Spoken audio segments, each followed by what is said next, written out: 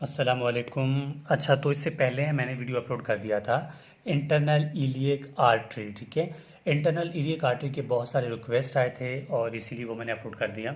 अब जो है हम बात करेंगे एब्डोमिनल एओर्टा के बारे में कि एब्डोमिनल एओर्टा जो है इसके कितने ब्रांचेज हैं, आपको कैसे वो ब्रांचेज याद करने हैं। और आप इसको एक दफ़ा ढंग से कर लेंगे ना, तो इस बात को श्योरिटली समझना है आप लोग के आपको जो डायग्राम मैं बनाऊंगा उसके मुताबिक आप काम कर लें, आपको बिल्कुल चीज़ें नहीं भूलेंगे। ठीक है, और आप जो भी काम करते हैं ना एनाटॉमी में ख़ासकर, उसको लिखा करें, उसका डायग्राम लाजमी बनाया करें।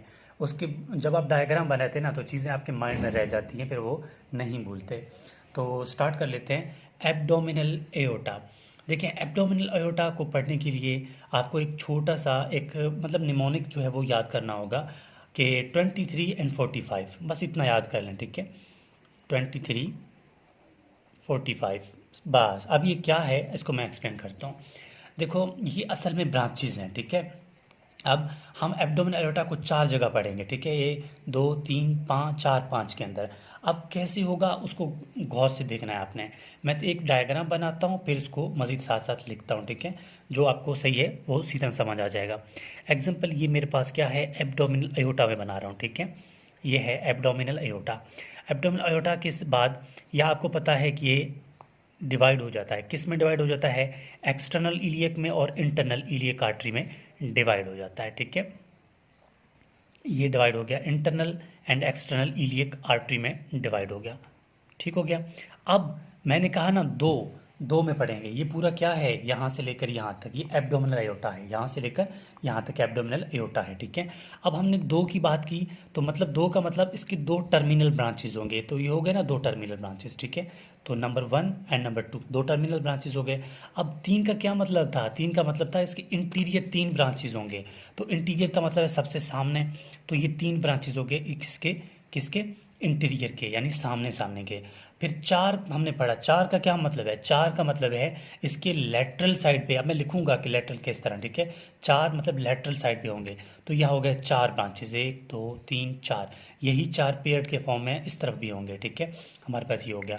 अब हमने पाँच लिखा, पाँच का क्या मकसद है? पाँच का मतलब है जो उसके डॉर्सल साइड यानी इसकी पोस्टीरियर साइड जो है, पांच ब्रांचेज हैं। तो पोस्टीरियर को मैं यहाँ जो कि शो नहीं कर सकता, तो मैं डॉटेड फॉर्म में लिखूंगा कि पोस्टीरियर को हम किस तरह शो करेंगे। ठीक है, पोस्टीरियर को मैं इस तरह शो करूंगा। ठीक है, पोस्टीरियर के फॉर्म में चार तो हमारे पास पेयर्ड होंगे, एक ऐसे ही होगा। ठीक है, यहाँ पर भी इसी तरह होगा। ठीक है, चार पेयर्ड होंगे, एक हमारे पास वैसे ही होगा। अब मैं इसको एक ये डायग्राम तो आपको समझ आ गई होगी, लेकिन अब मैं इसको लिखूंगा तो आपको सही समझ आ जाएगी कि किस तरह ये हैं। ठीक है, तो नंबर 2 है और नंबर 3, नंबर 4 एंड नंबर 5। अब 2 का मतलब क्या है? 2 का मतलब है टू टर्मिनल, यानी कि terminal branches, terminal branch.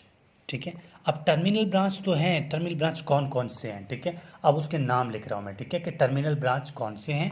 Terminal branch इसके दो हैं। कौन से? Common iliac artery, common iliac artery. कौन कौन से? नंबर 1 राइट एंड लेफ्ट, तो दो हो गए ना, right and left terminal branches ये। ठीक है, number 1 and number 2 terminal branches complete हो गए। अब नंबर 3 की बात करेंगे। 3 का क्या मतलब है? 3 क्या इंडिकेट करता है? ठीक है, तो याद रखना है 3 इंडिकेट करता है इंटीरियर ब्रांचेस को।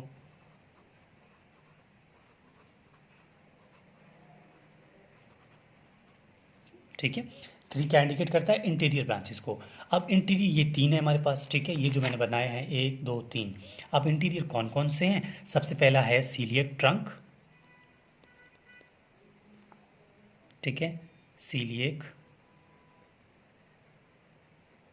ट्रंक नंबर 1, और नंबर 2 हो गया हमारे पास सुपीरियर मिजेंट्रिक आर्टरी, सुपीरियर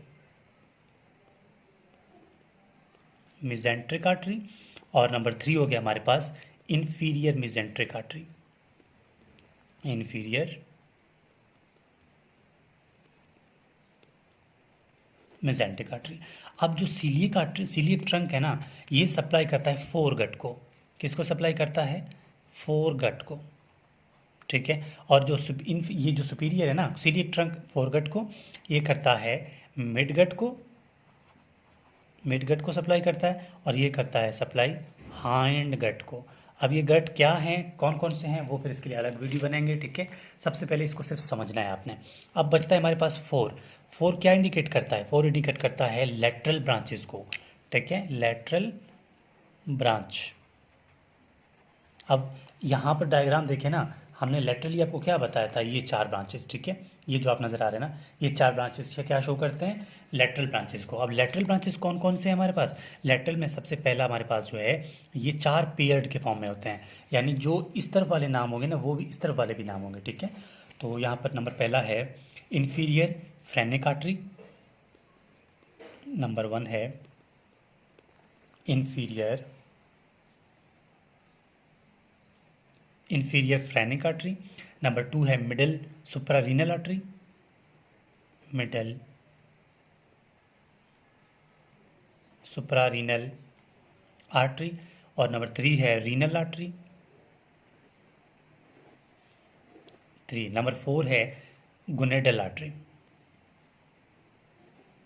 ठीक है, गोनेडल आर्टरी।